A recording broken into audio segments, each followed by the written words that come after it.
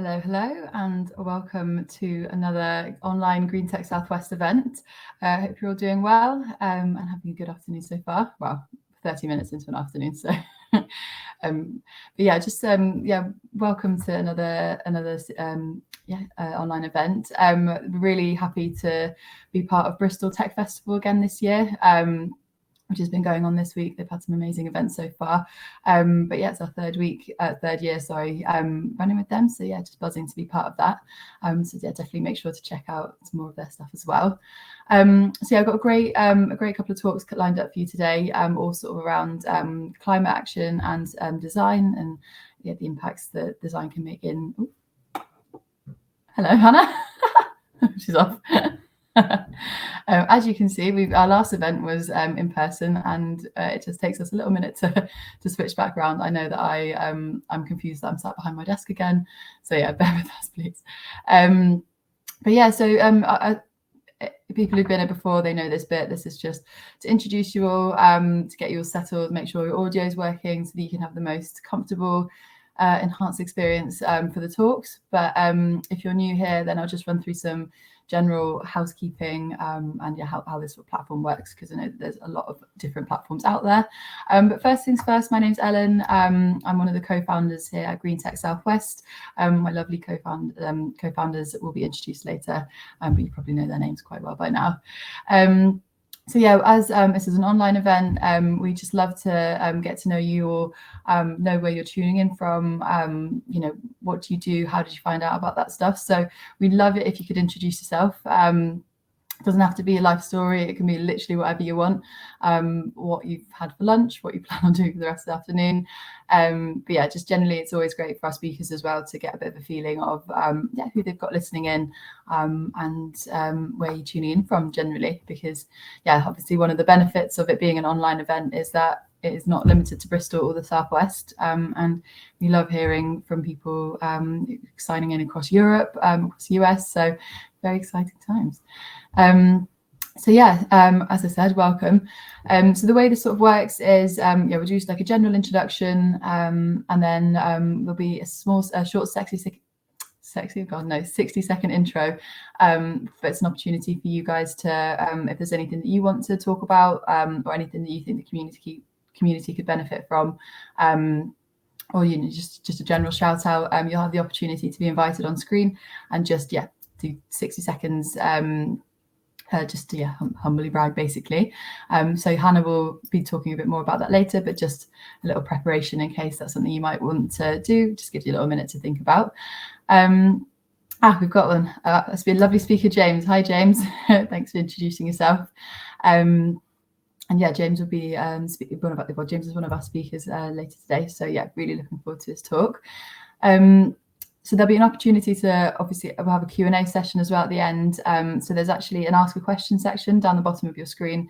Depending on your browser, it might be slightly different, but it'd be great if you could put your questions in there. We will keep sort of scouring the chat to make sure that we catch everyone's questions, but it just means that people can upvote questions that might be of interest to them, which is always great. And then we've also another little thing will appear, which is like a poll section. We've got polls that we just pop out, just to get a bit of interaction with you and see what your thoughts are on the subject so far. So just keep an eye out for those throughout the talks. We'll be looking to get started in about 3 minutes or so. So last chance to get a cup of tea or whichever. Hopefully should be a great event.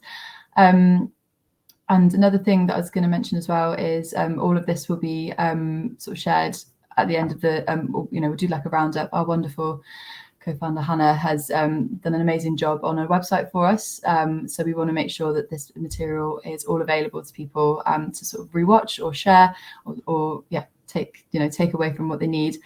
So this will all be online after sometime this evening. So any sort of links and resources that get shared throughout the talk, they'll make sure they're available as well. It's great to just see such an interactive community sharing their thoughts, sharing their links and information they found. It'd be a shame not to capture that. So got a couple more people introducing themselves. Hi, Janice. nice to meet you. We meet you. Do people still say that? I don't think so. And Zoe Davis as well. Hi, nice to have you all here. And looking forward to hearing from some more of you. But yeah, as I said, we'll be getting started in the next sort of 2 minutes or so. We've also got a link which I'm keen to share with you just for 6 of the best books about sustainable web design. I'll just pop that in the chat now. Just some really great books just around sustainability in web design. I just thought it was quite a good, tied in quite nicely today. So definitely make sure to check them out as I've got some great ones in there. Hi, Chris. Nice to meet you again. And Eva as well. Great to see your sort of introductions coming in and creating a bit more community for your online. And then you're just so that's my slide going. But yeah, we'll be looking to get started in about a minute or so. We'll be talking a bit more just about like Green Tech Southwest, and like I said, we're doing the 60-second intros. So for those of you who have just joined, if you have anything that you'd like to shout out while you're here, you'll have the opportunity to do so in about 15 minutes or so. So yeah, just to give you a bit of warning there. And then we have Hannah. Hello, Ellen. How's it going? Sorry for the intermittent me bursting on the screen earlier. My computer crashed just as we went live, which was really awesome. But I'm going to skip that then and not now. No worries. Always lovely to apologise. Well, welcome everybody. Thank you so much for joining us at Green Tech Southwest. We are at 12:30, and we like to start promptly, don't we? So shall I get some slide sharing whilst everybody continues to introduce themselves in our chat?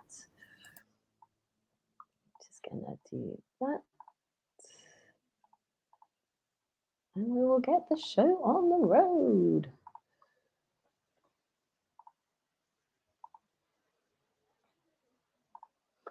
Brilliant. Well, a super warm welcome to everybody joining us from all sorts of different parts of the country and the world today.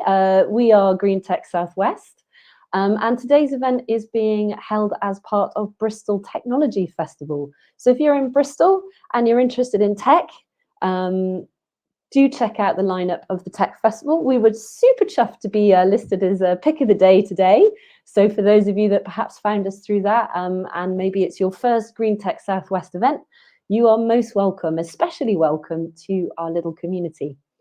We are a meetup group. We are very lucky to be sponsored by 3 fantastic organisations based in the Southwest. So AdLib Recruitment, where Mike's from, Ecology as well, and we'll talk a bit more about ecology in a bit, and Noughts and Ones, a Shopify agency, also based in Bristol. So I don't know if any of the Noughts and Ones team are here, but hello and a massive thank you to you if you are.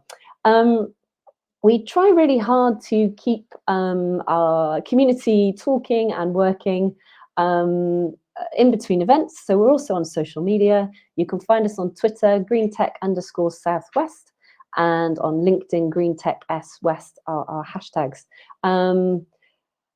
And we'll be live tweeting throughout today's events as well. So the fantastic Joe, who we'll introduce shortly, will be working hard to capture all those lovely little snippets that our speakers will share with you as they're going. And so thank you, Joe. You've been doing that for us for a very long time, and you do an amazing job of really catching the key bits.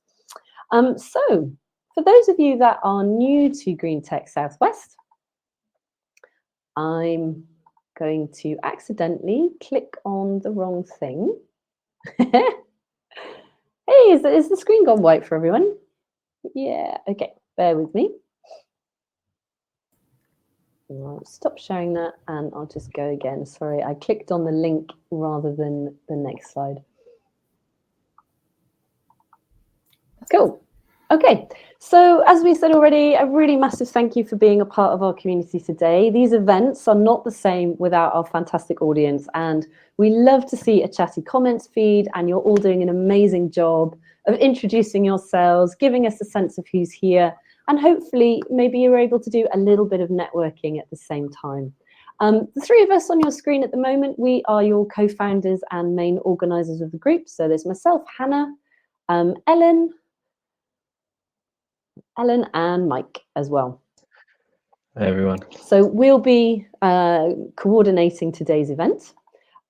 We also have behind the scenes a growing list of volunteers. So I just want to say a massive thank you to our volunteers. Ahsan, who is speaking today, has also been doing a great job helping us with some new design, which you might have noticed some of our new event banners look a little different.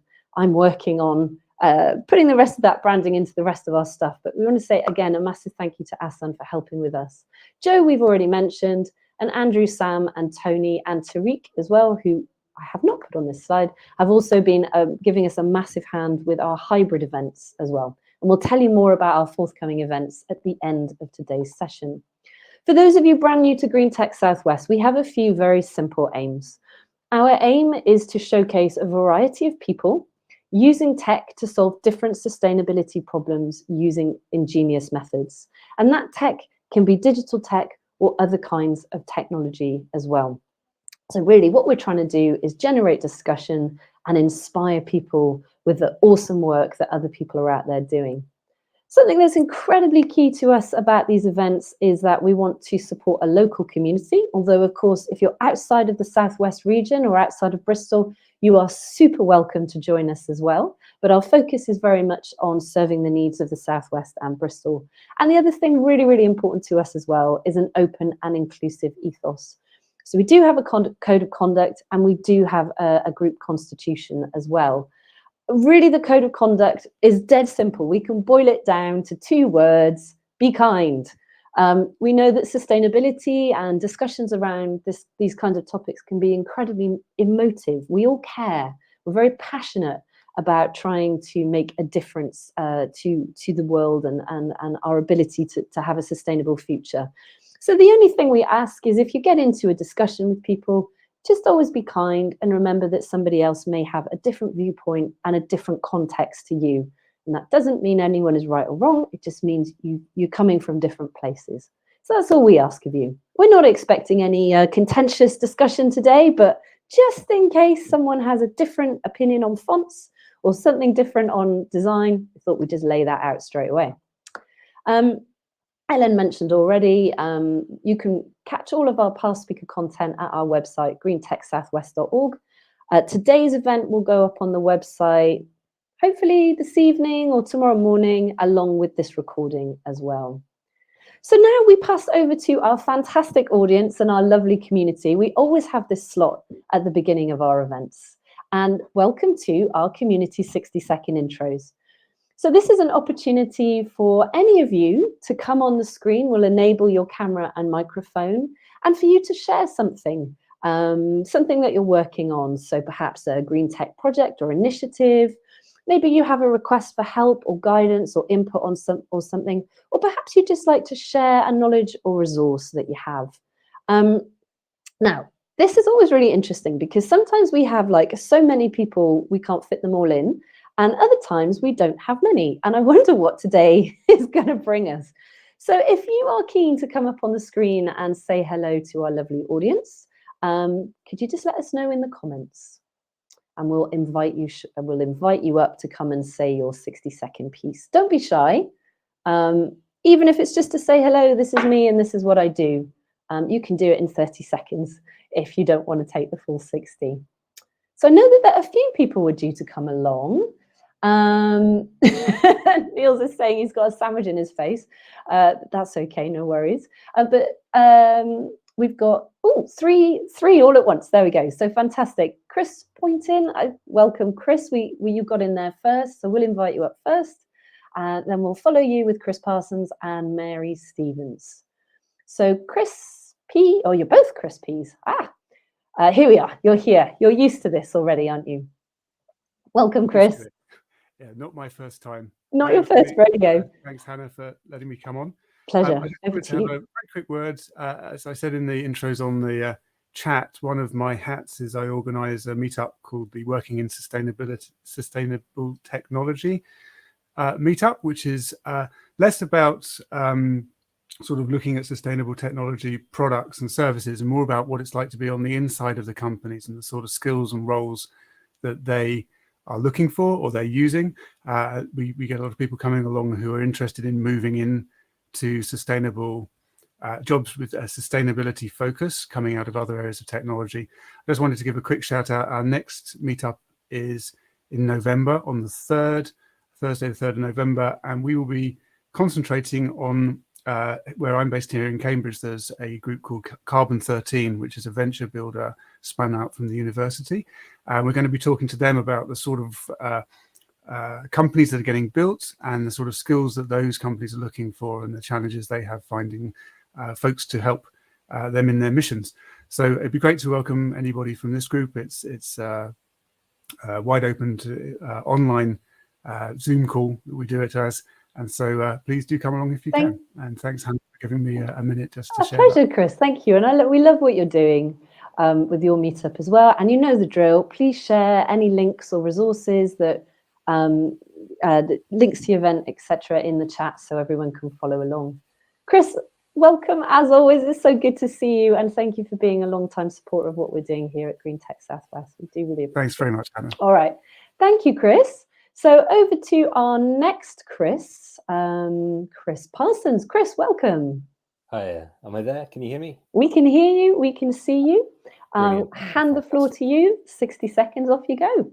Thank you very much. So my name's Chris Parsons. I'm from Bristol UE, which hopefully most people have heard of already. We're currently running a program to support SMEs in the West of England region called Skills for Clean Growth. It's part of a much larger WECA Workforce for the Future program, which people also may have heard of, but we're essentially a part of that, which is aimed at supporting SMEs become more sustainable, all with the intent of helping the region hit its net zero target of by 2030. So we're offering a number of short workshops, and I've got a bit of a list that I'll quickly run through. I'll try to keep this within the minute. But a huge range of topics, stuff around carbon measurement, supply chain greening. We've actually got one on reducing digital emissions, which I think you guys are helping on, in a few weeks' time. That's on the 9th of November. All of it's on a website that I'll stick on our chat. Main thing to remember is that it's fully funded, so you don't have to pay for anything. All of that is done for you already. But check out the website, and if you're an SME in the West of England region looking to become more sustainable, please do get in touch.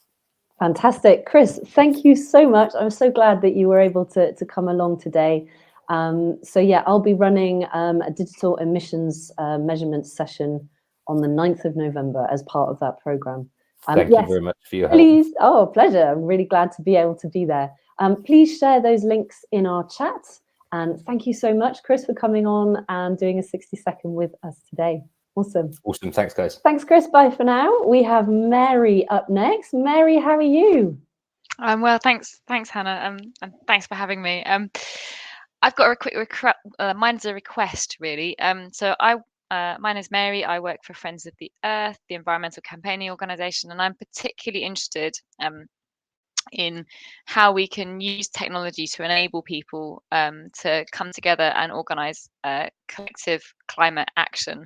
One of the things that I'm particularly our analysis suggests that a lot of the tech that people are using at the moment to organise at neighbourhood level, whether that's kind of WhatsApp or your next door, all those kinds of things, actually don't really support people to quickly agree upon and make decisions, and they don't support people to collaborate and work together. If anything, they drive polarization. So that's a challenge that we're working with at the moment, and I'd be really interested to hear from anyone who's got any experience or knows of any kind of, it could be a platform, it could be a way of working, it could be a group that's really cracked this, how people are using tech to really enable and drive that action, particularly with people who might not be, not all kind of identified as activists, but driving people to collaborate and come together at local levels. So if you know of people who are doing that really well, I would really love to hear from you.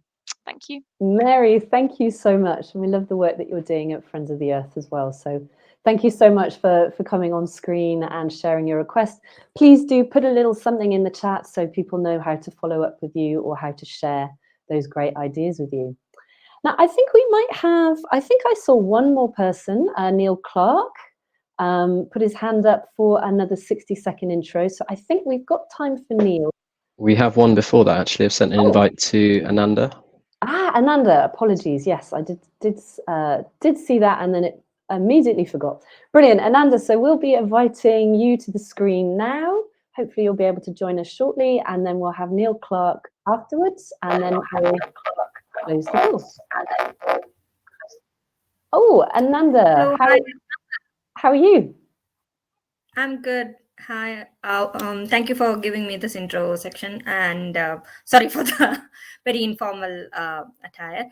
But yeah, thank you. This is my first Design for Sustainability event, and I just wanted to say hi to everyone in the Southwest. I had recently, so I'm an MBA graduate from the University of Exeter, so specializing in circular economy and sustainability, and had recently completed a consultancy project on green hydrogen system in the southwest of England. So it was very Bristol-centric consortium that I was working with, and happy to be here and know more about the clean tech sectors in southwest.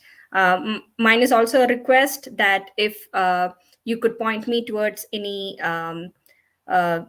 concrete database of clean tech companies working in the Southwest who, especially in the green hydrogen space, it would be very helpful for me to take further conversations forward. So that's a quick hi, and yeah, lovely to be here. Perfect. Ananda, thank you so much. You were exactly 60 seconds, done like a complete pro. So thank you so much.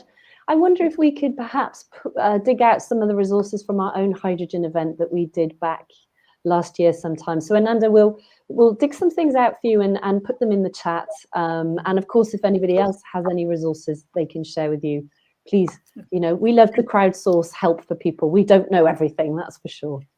Brilliant. Thank you. Ananda, thank you so much for joining us today. It's a massive pleasure to have you with us, and a great 60-second intro. So Neil, hopefully we'll be inviting you to the screen, and then we'll get started. I think Neil has done his intro in the chat, actually, from reading it. Yeah. So I think Okay. I'm not sure he wants to come, but I think Ellen had something to say. Yes, actually. Ellen, you did. Over to you. Sorry, I know what you're all thinking. God, doesn't this girl get enough airtime anyway? But no, just a really quick one. So I work for a company called Love Junk. We're a sustainable waste removal platform. So think eBay, but for man and van waste removal. We basically just launched in Bristol, and they have asked me to share a referral code with you all to give you some credit off if you needed to use us. We're basically sustainable because we connect you with the nearest available licensed waste collector, which means waste collectors who work independently don't have to drive miles to get to a collection because they'll be in the area. So saving fuel means they also have they can fill their cages up quicker and be more sort of responsible with tipping. We also have 98% diversion from landfill. So all of our tipping sites are either 100% or 98% diversion from landfill, meaning we're avoiding fly tipping or unsustainable removal of waste. And also about 50% of the waste or junk put on our platform is actually reused, because one man's junk is another man's treasure and all that. So yeah, just helping FICOM, just making sure that waste is removed sustainably. So I'll share that all in the chat. Did I play by the rules and do 60 seconds? I was like, God, it'd be embarrassing. You're a little bit over, but that's cool. That's cool. I know it's incredibly hard to say your piece in just a minute. And also, I'll just read out Neil's 60-second intro. He said, I think I can do my 60 seconds here because it will only take a few seconds.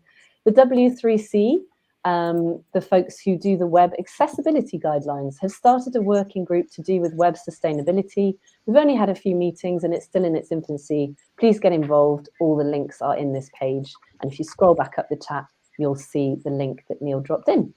Anyway, we are very pleased to welcome Ahsan and Phil for our first talk today. So the order that we're running in is Ahsan and Phil will now speak for 15 minutes, and then we'll hand over to James for his 15 minutes. So Mike, we always let you do the sort of speaker intros and take things from here. So Ellen and myself are going to say goodbye for now and hand over to you and our lovely speakers. Brilliant. Thank you very much, Hannah. Off you go. Hi, Ahsan. Hi, Phil. Thanks very much for joining us. We're all really excited about this talk. And yeah, we've got a great audience as well. So thank you, everyone, for coming along. Just a quick reminder, I think Ellen mentioned it at the start, but you have an opportunity to ask questions to the guys and also James, who'll be on straight after. We're going to do all the questions at the end, and we'll try and get through as many as we can. If you can pop your questions into the Ask a Question section and upvote any that you particularly want answered, we'll try and get through as many as we can, but yeah, we'll definitely try and get through the most popular ones. So yeah, if you can pop them in there in a good timely manner, that would be great. And I will hand over to the guys. So thanks so much again. And yeah, I hope everyone enjoys the talk. So over to you guys. Thanks, Mike. Thanks all. I'll just share my slides. Can you see those? Yeah, all good. Should we just do a quick intro, Ahsan, in terms of who we are, in terms of Climate Labs?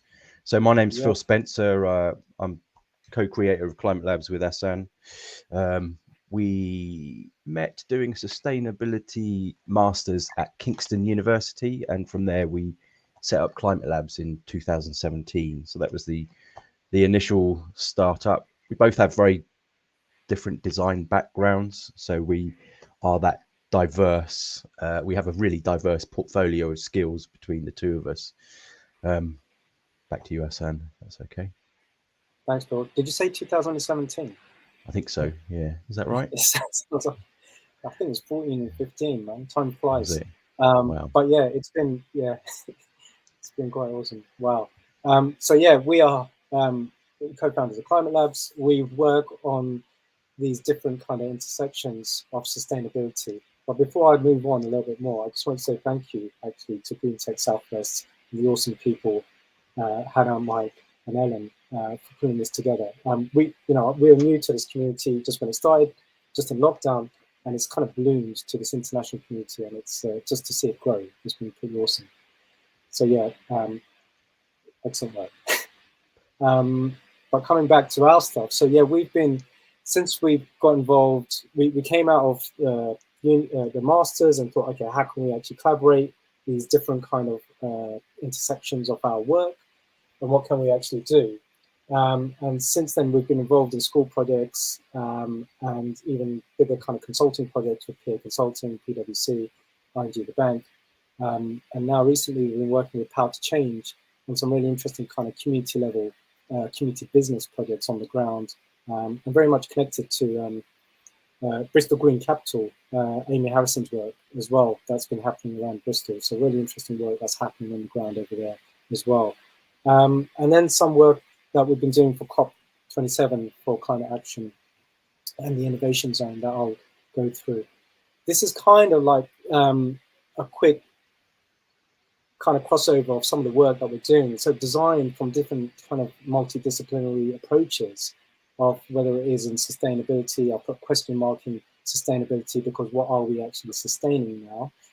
But our work's actually intersected across decolonization, design for social innovation, design for justice, design for systems change, climate, nature, and Earth. You could call it the Earth crisis that some people are framing in now as well. But designing for communities, talking about that local element, designing locally, thinking globally, and essentially designing for regenerative futures. That's how the narrative and the conversation has definitely changed over the last few years.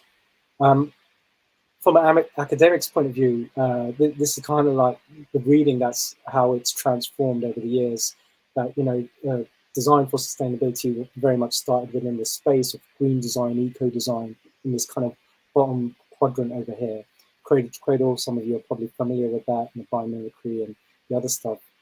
And now how some of the stuff is really propelled into the top quadrants of the social innovation, and systems thinking, and applying that systems lens to really understanding holistically what design actually is and how design could actually intervene at these different levels.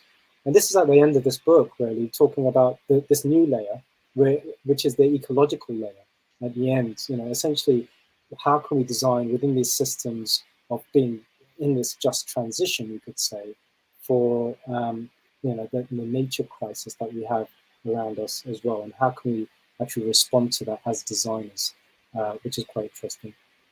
This is us at the moment. Phil's just done his intro. Me and him met on the Masters. Actually, we met Rebecca as well on the Masters. Rebecca is actually a lecturer in Mexico at the design university over there, the one that she actually went to do undergrad. She's lecturing back there. Daniel is an amazing service designer, innovation consultant that we've been really lucky to work with at the moment. Sabrina, she was on the Masters a few years after us. She was managed to work with us. She's back in Manaus in Brazil at the moment. And Mike, who does our digital stuff, which is really awesome. We've known him from the Words of Colour network and community that we've been involved in for a little while. These are some of the clients that we've been working with. We've done some work with Exeter University recently as well. We still are doing some work with them actually. Yeah, there's a variety of you know, people across academia and consultancies and corporates and even grassroots over here. I won't go into detail in terms of what we do. We do, you know, obviously a design-led strategy approach. So it's not just, you know, design in a sense. So there's elements of service and sustainability and all the other kind of digital element that kind of comes around it. And why do we do it? Well, we all know that time's running out for the UN SDGs. Some of the stuff that we're all working towards, we still kind of feel like there's that high level of even super fast, super hard focus that needs to be put into place now in terms of urgency as we get closer to the deadline for this. And this is how we kind of started, really. It was with the Design Council. Our Masters was connected with the Design Council. This is their new version of the systemic design framework, as you are probably familiar with, for the designers that are already working within this space. But these characteristics for how the framework actually manifests in the Design Council has been a conversation that we've been having with them over the last, 7-8 years. So this is a really interesting way to how they distilled it. We more or less jump in and out and around these spaces, but essentially with the systems approach, we do zoom in and zoom out or how we do stuff.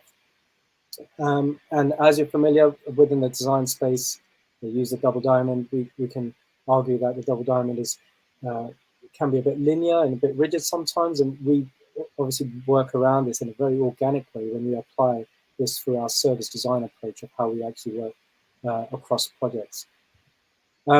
And then essentially, this is what we do at the end of it, where we create prototypes and test service blueprints or to actually test hypotheses of certain projects after we've done, obviously, that immersive research to really understand what the problem actually is that we're designing for, and obviously understanding the system around it.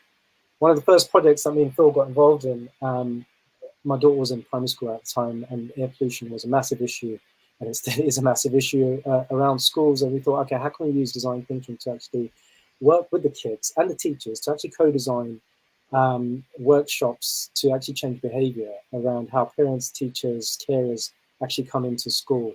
And can we use that leverage of influence from children to parents, carers, and teachers? So, this was a really interesting project that we ended up doing about 6-7 weeks. We used some really interesting technology, innovation that was out at the time. We worked with King's College and worked with their really expensive monitors to see how they calibrate actually with some of the cheaper tech that we had on our hands in the top right-hand corner over there. And we've done some monitoring and mapping exercise with the kids, and then we worked out new routes with them, how they could actually possibly come in. And as a consequence, we've done this campaign, and the bottom right, we didn't know this was going to happen, but basically what happened was the head teacher had basically worked with the council to put these no idling signs up around all the streets, which was really interesting. So in terms of that impact, the wider impact of behavior change, that was going on as we came back to do the drop-offs, but they all were also politely policing the roads as well, and actually nudging parents in a nice way, saying, oh, by the way, this is we're trying to really reduce emissions around here now, and this is how we're doing it. And And this, as a consequence, really changed people's behaviours of how they're coming in. A lot more parents were parking and striding to come in as well. It was blended learning almost for the children, but actually it ended up being blended learning as well for the adults, and it did change their general behaviour. It's a good project. Yeah, and that was the amazing thing about that. And recently we got involved in the summer camp with Mary Zini Crates. Disclaimer, I'm married to Miriam.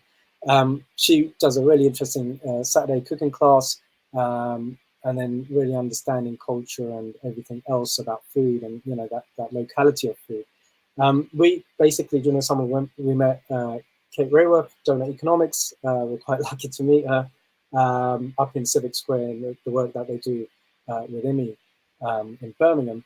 And then, we got talking, we thought, how can we actually see how we can bring this into schools in a really kind of challenging way. But we connected it through Lego Creative Play, through workshopping and connecting them essentially with nature in many ways, but then also doing it through cooking. We connected with a local farm over here. There's a local Sutton organic farm. We were able to kind of get fresh vegetables from there and then bring them in and get kids to kind of work with that, but really talking them through those connections, really.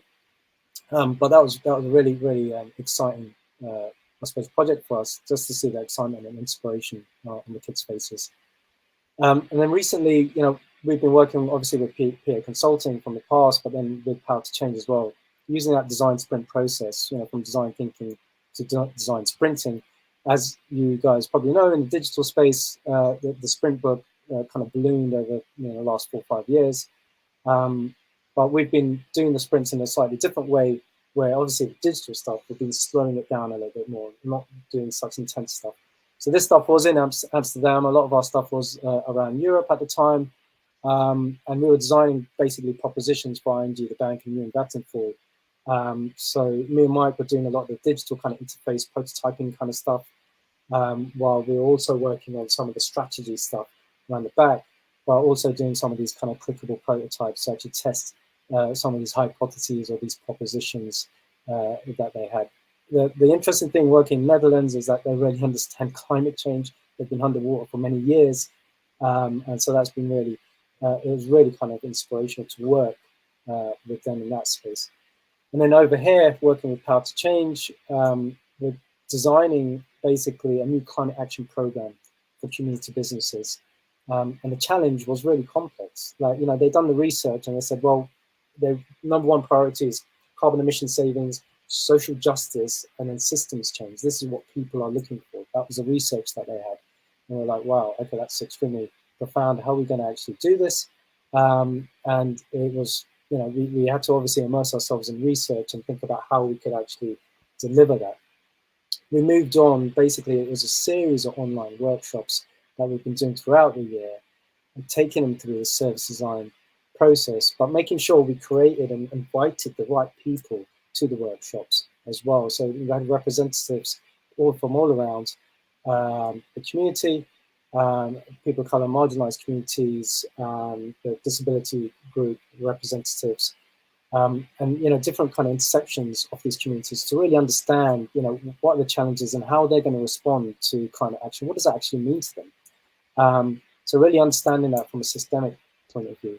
We designed sorry, Ahsan, just to reiterate, really, it was that the reason we were picked really from a number of other agencies was that we had we'd already started speaking around people that don't often get a voice within that digital space, or people that often find it difficult to enable themselves to actually get funding. So that was kind of, we were really digging deep in terms of why that was happening. And that was really the key kind of element that was missing from the Power to Change piece of information from their vast amount of research that they'd done.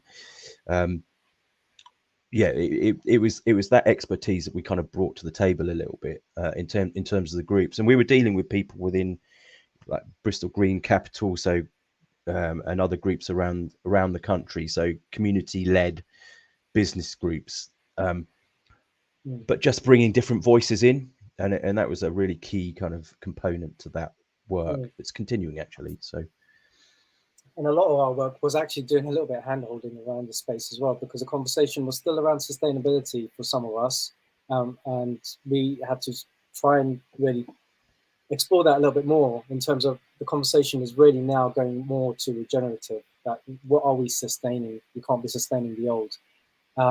So that was a really interesting way of looking at that. Cassie Robinson within this space, has been really influential in terms of some of the work that she's been doing or pulling together, in fact, within this. And this Bacana 2 Loops model keeps on popping up within the philanthropic funding space.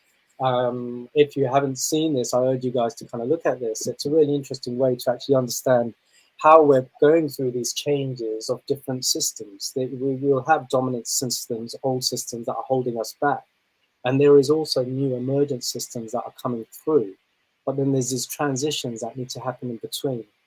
So I urge you to, in fact, I'll probably share the slides afterwards, but there is an interesting Medium post about this as well.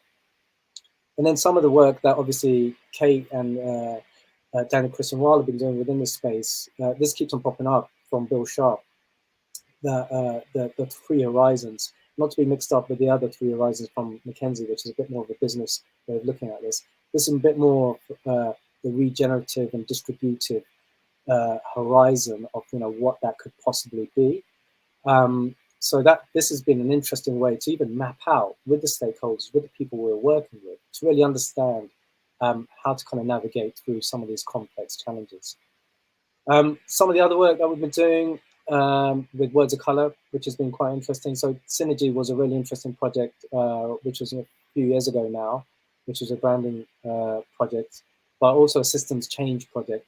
And then recently, well, during COVID, during lockdown, there was this campaign that we've done that got rolled out in 14 different languages to really understand different cultures and communities, how they are actually impacted by COVID. We use the systems approach over the last couple of years. We've been able to really understand. We've done this really interesting course, the Acme Systems Practice course, and obviously that with the Donald Meadows book to really understand how to really unpack and understand systems and communities, how we work with them. So this was our approach to really understand some of the intersections, especially working within marginalized communities and their connections with sustainability. And then, we've done some high level stuff, really trying to understand again, the intersections between climate justice and social justice and what's happening within that space and how, mapping can really help conversations to really actually unpack leverage points within this space. Phil, you probably want to talk about this bit here. This Babel is kind of your space, more or less. Yeah, so I'm very much more on the built environment side, but this was a really interesting client for you guys to kind of dig into a little bit, because they obviously the Babel are a digitally native communications provider, and basically they came to us with the requirement of strategic design.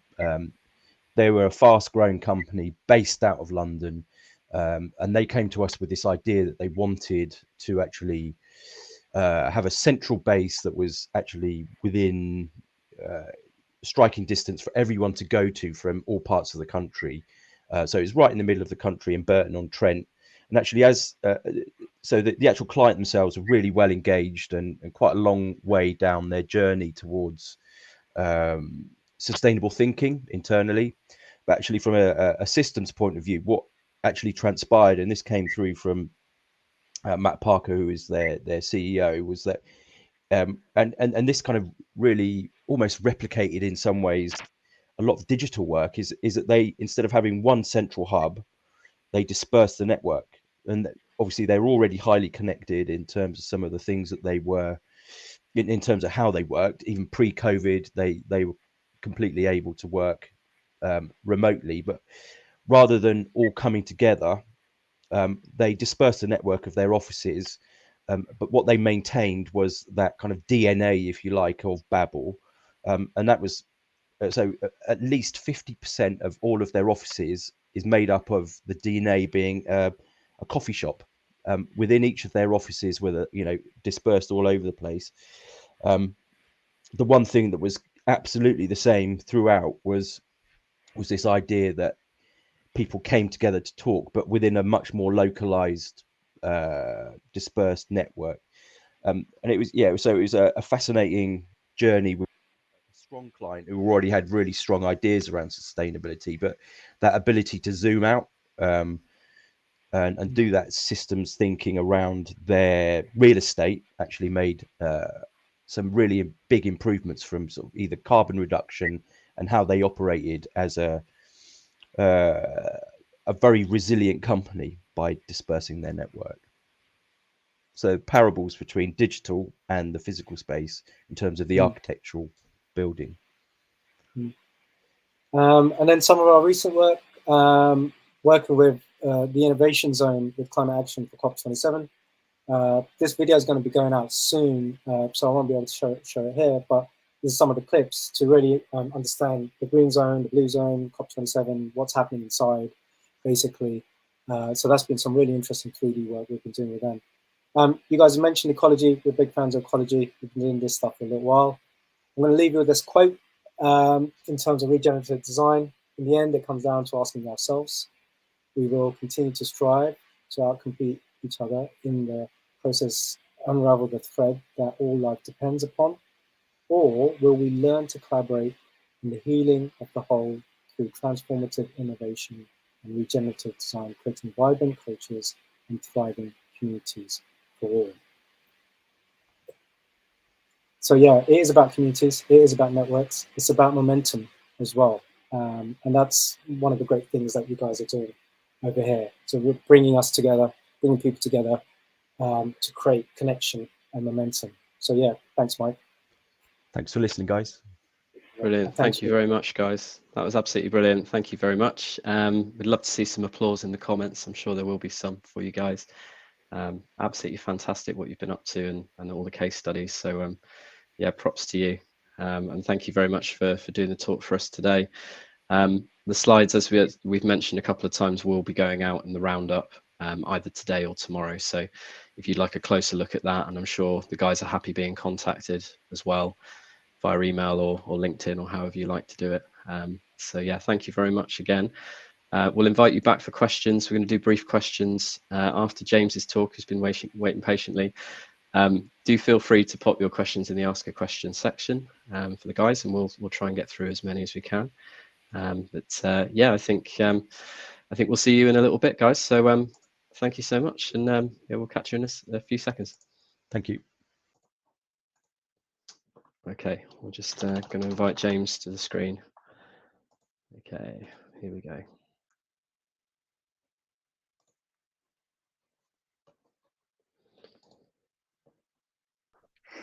Hello. Perfect. Hi, James. How you doing? Yeah, very good. Thanks. Very good. Shall I try and share it? If you could, yeah, fantastic. Yeah, really appreciate your talk today. I will just try and make it big How's for that? you.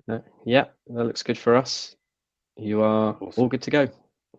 Right, well, I'll dive straight in, so we've got a bit of time for questions at the end. But lovely to meet everyone, and thank you again to all the organisers for running the event. And it makes such a difference as a speaker to have such a well-run event. So thank you so much for that, to echo the sentiment from the chaps just now. I work for a youth centre design consultancy called CX Partners. I'm based in Bristol, however, we're kind of spread all over the place now, and we spend all of our time helping organisations to get a better understanding of the customers and the people they serve, so that they can provide better products and services for them. So we're doing lots of research work the whole time, just trying to understand how people go about living their everyday lives, the problems they face, to understand how we can design things that work better for them. And today I wanted to talk about something kind of a bit different, but connected around this idea of turning to nature to look for answers to the kind of most important problems that we're trying to solve in our everyday lives.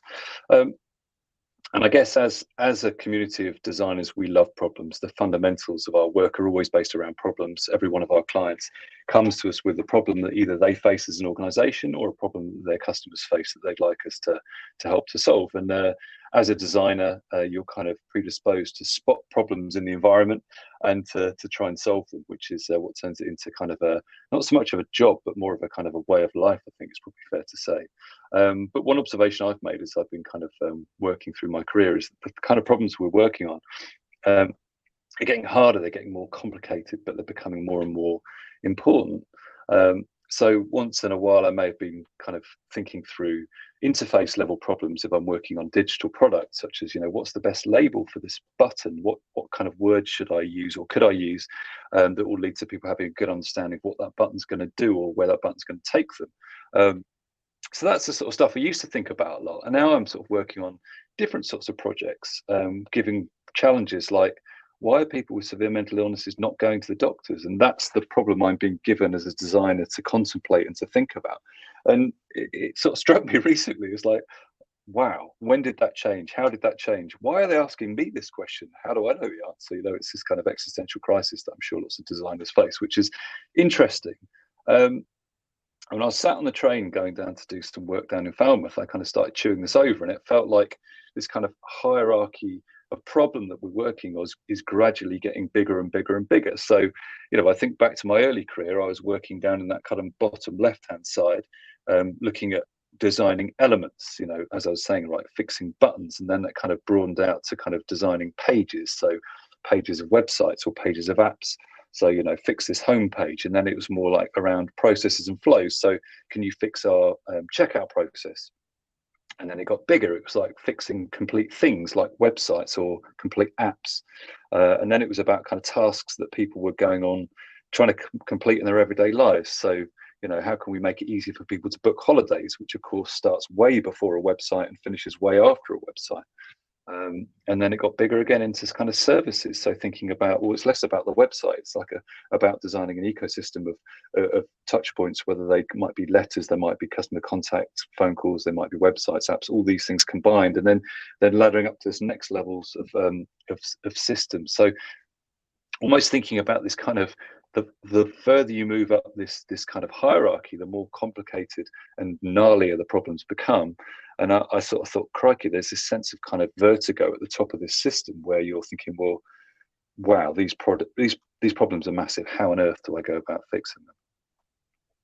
So it's kind of fair to say that, the scale of these problems are as designers we're finding ourselves working on are becoming bigger and bigger, and and massively meaningful as well. We're thinking about things like climate change, sustainability, and inequality, and many more things that truly represent some of the biggest challenges we face today. And as designers, we have the kind of core skill sets to apply to these different domains, regardless of what it may be. So you reuse the things you've used to fix the website to maybe the things that you might use to fix climate, for example, which is an interesting thought experiment and an exciting proposition. But when you sort of contemplate, how am I going to fix the health service, how am I going to fix climate change, it's bamboozling and it's complicated, and you do sort of think, well, where the hell do I start? It's too massive, it's too complicated. I want to run in the opposite direction. It's too much to even think about. So where do you start? And that's, I've thought this a lot actually of projects that I've worked on.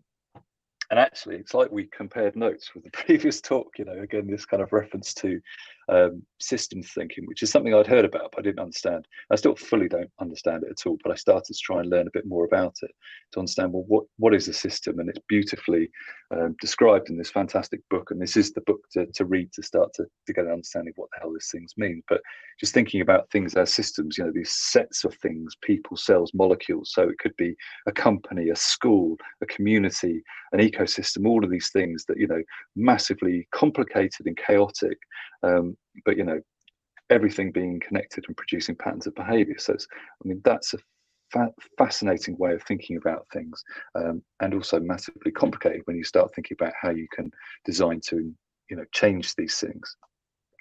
And within that book, it talks about nature as being a perfect example of the ultimate system, which really got my mind whirring in terms of, well, that's interesting. So if nature's the ultimate system, why is it the ultimate system? And it makes sense that it's the ultimate system because it's evolved over a huge period of time to become what it is. And so thinking about that evolution and changes, there's been millions and millions of small experiments that have kind of allowed things to either survive or die. And again, thinking about this idea of kind of design sprints, which is essentially the way that as designers we like to compartmentalize our time. So let's spend a design sprint, which might be 5 days or 2 weeks, on a specific problem. We'll throw these people at it with these skill sets at this problem and see what happens. Typically, it involves, breaking down of a problem, coming up with some prototypes, testing prototypes, iterating and evolving. And kind of think about, the evolutionary time as one hell of a design sprint, but something that's kind of allowed things to kind of change, modify, succeed, fail over that time period. And really, design is many things, but one of the things that design is theft. Designers are very good at stealing ideas from other worlds and reapplying them within the domain they're working with it. So it got me thinking, well, as a designer, what can we design? What can we steal from nature in terms of ideas that could be reapplied to a completely different context? And it's an interesting thought experiment to kind of assume, what if nature's solved every problem? And literally every problem. Wouldn't that be an interesting mindset to adopt, to then start looking to nature to try and work out, well, how has nature already solved climate change? How has nature solved bullying? How has nature solved racism? All these things you may not think of nature having a role of solving. Why not? Why not think about it in that way and start to kind of look at it through that lens? So I wanted to kind of explore this idea of kind of nature as muse, and introduce a term that is relatively new to me. And there'll be people on this meeting who this is kind of bread and butter to. So forgive me for kind of preaching to the converted, but it's really kind of fired an absolute fascination in my mind of this idea of biomimicry. So kind of emulating nature, copying nature, so looking into nature to see how nature has solved problems, and kind of pulling out those ideas and reapplying them to allow us to address complex human problems. And again, there are some kind of classic texts on this. I think the kind of book on the left there by Janine Benyus is kind of held as being, the Bible of the topic, really. And there's loads of clearly great information online as well. Another one that I was interested in, this idea of kind of applying biomimicry to business, which is another kind of thread that I'm whirring over in my brain, because it seems really interesting to kind of apply from one domain to another. So again, some great books on this topic, but those are good starting points. And just to go through a couple of very kind of rudimentary examples, this isn't a new idea. You can imagine when Leonardo da Vinci was thinking about designing a flying machine, it makes sense that he was probably having a look around to see where he could gather some inspiration of. So there's some evidence that he kind of stole some ideas from examining the kind of composition of bats' wings and reapplying them to his designs, which is amazing when you think about it. So it's a seemingly obvious idea, but loads of examples of that. The classic example is Velcro. The story, I believe, of someone going out walking their dog and arriving home with a dog covered in these small burrs. And then someone sort of thinking, well, actually, that could be an idea that could be reapplied to fastenings. And isn't it amazing how strong Velcro is and how simple it is in terms of this combination of small hooks and loops? The other classic example is the design of these high-speed trains over in Japan, and there was a big problem whereby these trains were making a massive noise when they were leaving tunnels. So I think they were going into tunnels, creating this kind of sound wave, and when they emerged from tunnels, this sound wave emerged from the tunnel. It was kind of amplified and was causing lots of kind of noise pollution. And it turned out, I think the story is that one of the engineers on the project was a keen bird watcher, and was obviously aware of the, maybe having studied birds such as a kingfisher and seeing how clearly their evolution has allowed them to enter water with minimal disturbance and being able to catch their prey. Maybe that's an idea that could be reattributed. So this is probably the kind of classic example of biomimicry that gets cited, but is a nice kind of entry level one in terms of getting it, in terms of, well, I wonder, and you can imagine the meeting was like, what if we copied the beak of a kingfisher? I mean, amazing. Imagine that conversation and how that would kind of play out in different contexts, and how that could then be tried and applied and experimented with. It's fascinating. There's millions of better examples on websites like Ask Nature. The premise of being, let's go and ask nature how nature's already solved these problems.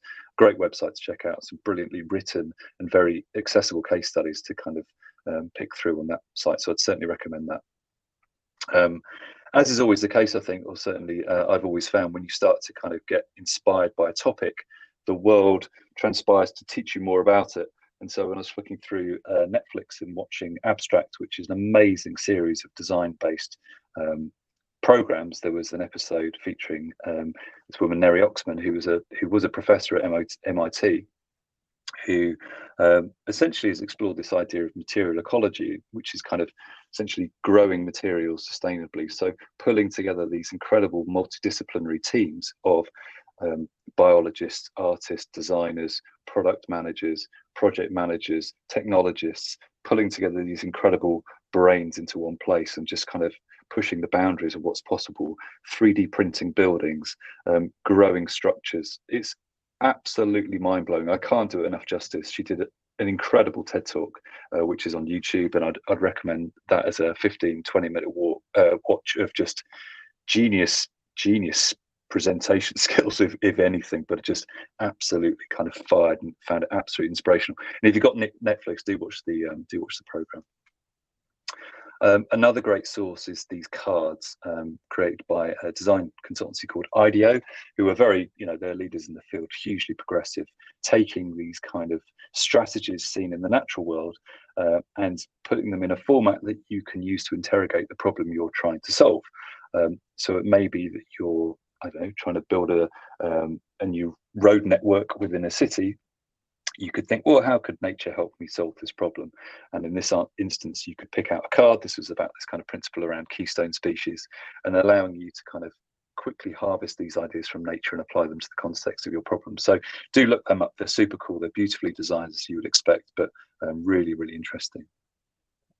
The other reference I'll quickly make is to this chap, Bucky Fuller. So this is something that came out of, I think, the systems thinking book that I was reading about, and how he's was a futurist and a very eccentric, incredible visionary.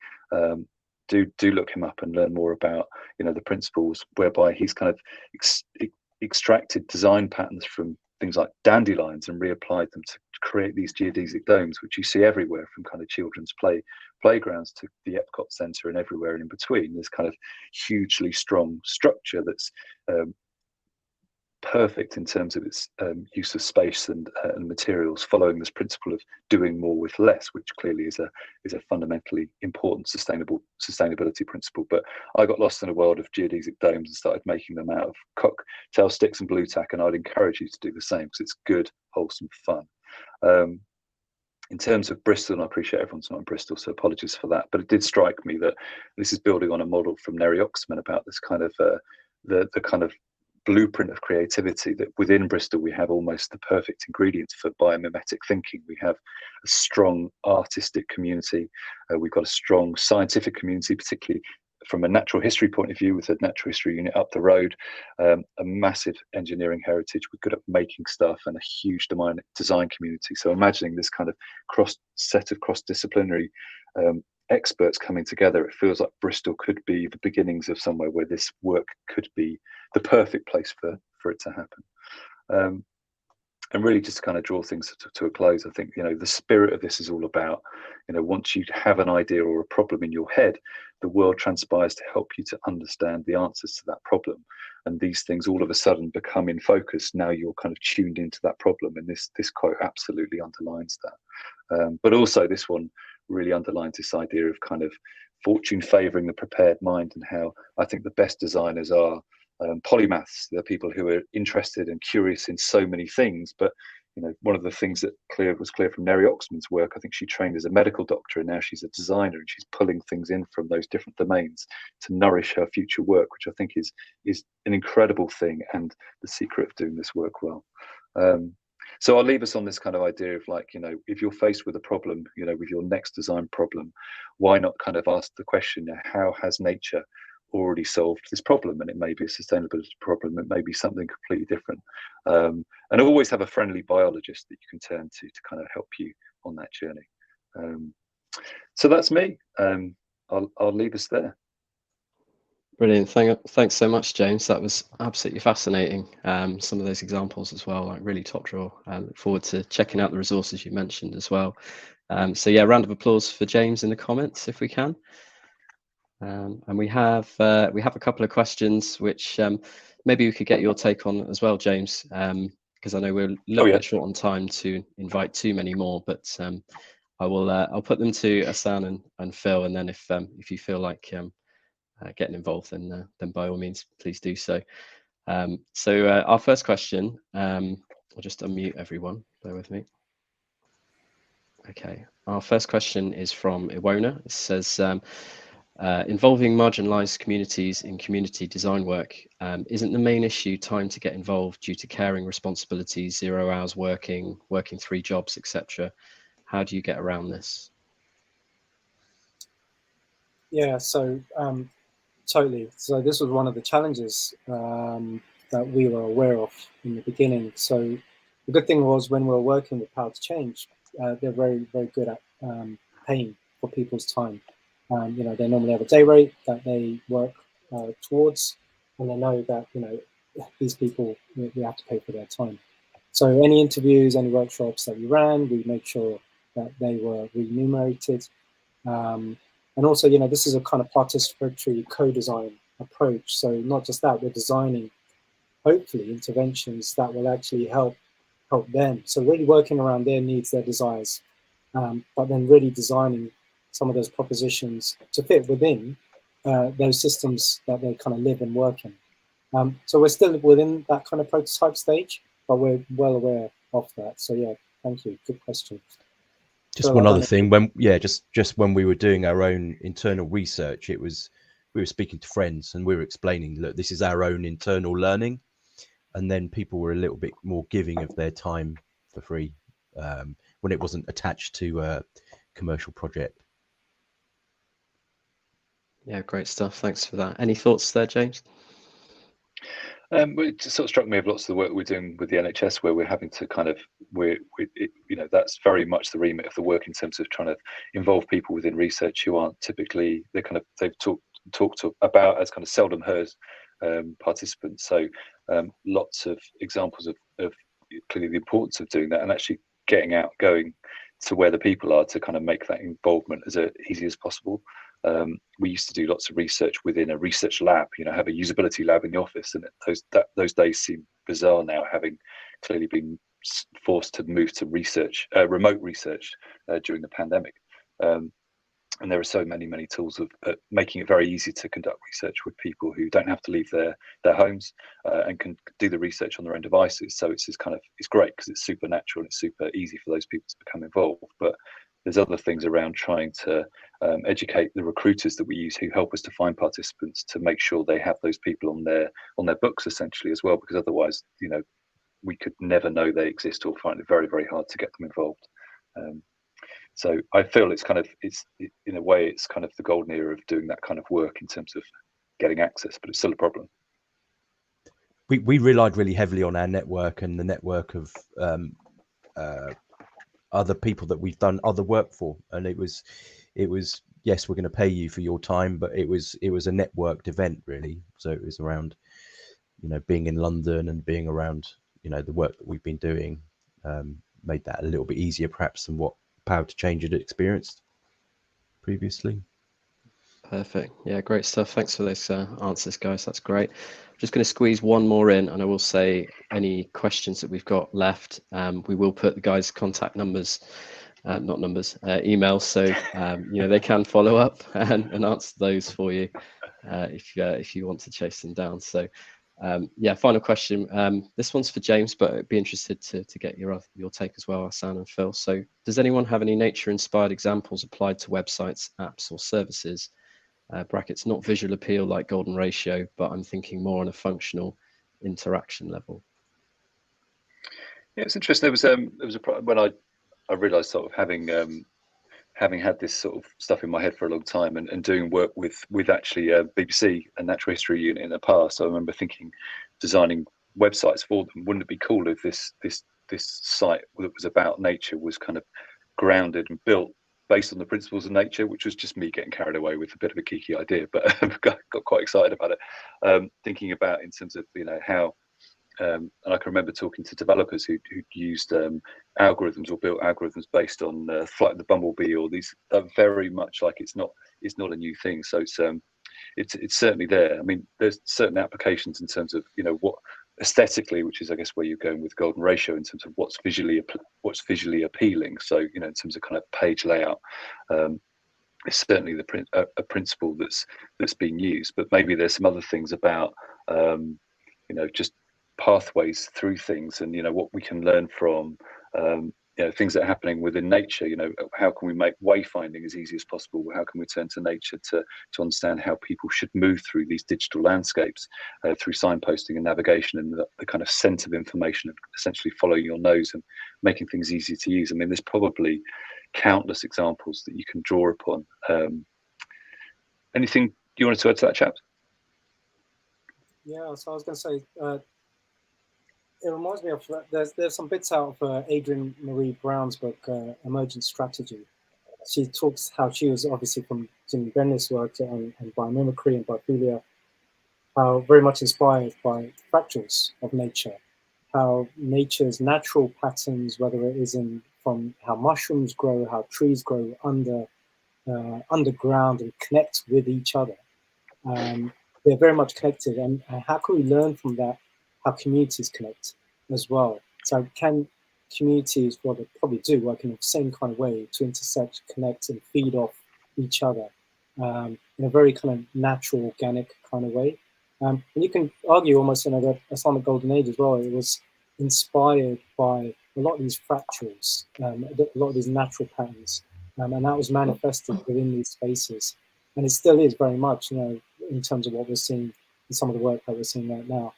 But I think we're at that tipping point possibly to see where that experimentation, like you just talked about, that we coders and developers are able to kind of push that envelope within coding patterns to really see how that could possibly work. How could it be organic? How could it grow? How could it be self-distributive in its own kind of way? So there could be some really intelligent and interesting stuff coming out soon. I'd just like to point out that AI could play a really massive role in that, because that will be in its own way actually quite a large systematic way of AI doing things far quicker than we can as humans, and we will get a very different answer through certain things within large machine learning and big data. So that kind of really plays into that. Brilliant. Thank you very much for those answers. Yeah, a lot to think about there. Yeah, cool. We will probably have to wrap the questions up here. But yeah, just once again, thank you so much for coming and doing the talks. I know it's gone down really well. So yeah, and we will share all resources and all the rest of it afterwards. So yeah, I'm just going to bring Hannah in. Yeah, Hannah will wrap up the event. So thank you everyone for joining. And yeah, thanks guys. I will disappear at this point. Thanks, Mike. Awesome. So just to say once again, Ahsan, James, Phil, thank you so much for your time today. We know how much time and effort goes into preparing presentations. And we know as well that asking someone to prepare a presentation in 15 minutes is horrible. It's a horrible thing for us to ask you to do, because we know you've got so much more to share than you can possibly squeeze into 15 minutes. But you all did an amazing job. Amazing resources shared, which I was kind of trying to follow as you would go and pop links in for people to catch up on. So once again, thank you so much for joining us, from everybody at Green Tech Southwest and from the whole community. You're legends, and thank you again.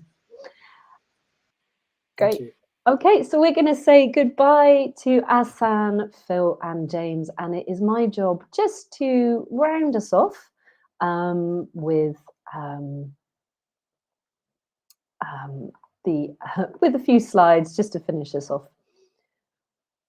Excellent. So we had our main event. We heard from 3 incredible speakers doing amazing things in the space of design.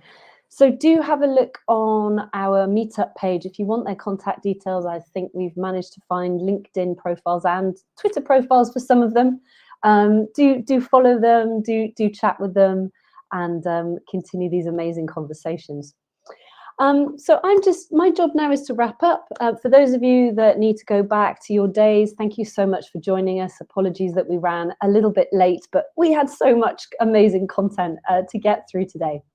If you enjoyed today's session and would like to say a little thank you to us, to the organisers, you can plant a tree in our ecology forest. And we do include this because we have had people sort of say, oh, thank you for the events. How can I show some appreciation? Can I buy you a drink? And we say, actually, no, what we'd really prefer is if you want to spend a few quid to say thanks, please plant some trees in our ecology forest. Ahsan mentioned their own ecology forest as well. So we know lots of you have got these. For those of you that are interested in more events around green tech, around design, I've summarised a few bits and bobs for you that you might find of interest. The climate action tech community deserves a solid mention. It's a community of nearly 6,500 tech workers, all united in taking action on climate change. If you go to their events page, you'll find out all of the events they've got. We've actually got one this evening, which is a watch party for a panel discussion hosted by Kate Rayworth, who was also mentioned, I think, by Ahsan. Kate is the originator of donut economics. So there's a bunch of us getting together to watch a session on growth versus degrowth, which is a very fascinating topic. So do check out Climate Action Tech. It's very informal. It's a lovely community. Future Leap Network is based in Bristol, is a large green business network in the UK, and also has loads of other really fantastic events as well. For those of you based in Bristol, we can't fail to mention the Bristol Green Capital Partnership. They have monthly green mingles. The next one is on the 3rd of November. Very lovely group of people, fascinating to be a part of those. It's a really wide group of people working on sustainability and green issues in the city. We also know of the Bristol People Planet Pint Sustainability Meetup on Thursday, the 27th of October. That's another informal session.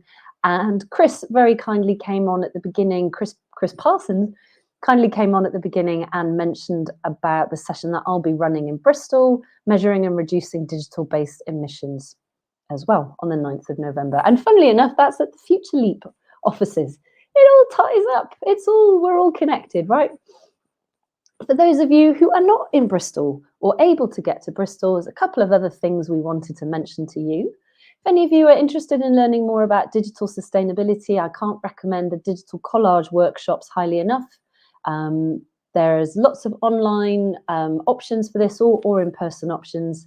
It's a 3-hour workshop to raise awareness about the issues linked to digital technologies. It's well worth going along to. Mike picked this next one out. How can AI help protect and sustain global forest ecosystems? That's an online event. I think Capgemini are very involved in running that on the 3rd of November. And last but not least on our list, today launches the Green Software Foundation's Carbon Hack initiative, Carbon Hack 22. So they are offering quite a significant prize fund, I think $40,000 to the highest, to the most successful project. They are looking for innovative carbon-aware software solutions using some of the tools that they provide. So that's well worth having a look at. It's not just aimed at developers. So designers are also encouraged to get involved in the hack as well using those tools. Which leads me on so beautifully to our next event at Green Tech Southwest. We will be having the incredible Sarah Bergman talking about the software carbon intensity specification that I just mentioned that is part of the Green Software Foundation's Carbon Hack. So Sarah will be coming along another lunchtime session like this on Wednesday, the 7th of December, to tell us all about that software carbon intensity specifications. So for those of you that are developers or are interested in code, I would highly recommend coming along to that as well. If you have any feedback about today's events, please do tell us. We do really, really appreciate it when people let us know about things that we can do better. We're always trying our best, and it means you care when you tell us things. So that's really, really nice. And we'll wrap up because we've run over a little bit today. But once again, thank you to all of you that are still with us. I can still see a fair number of you are here online. So you've made it through to the end. So woohoo! Thank you so much. Green Tech Southwest is nothing without you, all of the people that come along to these events, all of you that introduce yourselves, that do the 60-second intros, that share your resources, that follow us on social media. This community is nothing without you. So thank you for taking the time. Thank you for being with us today. Go forth and conquer. And we hope to see you all again soon. If not on the 7th of December, perhaps we'll see you in the margins before then. So thanks again, everyone. Thank you, Phil, Ahsan, and James. And see you all soon. Bye for now.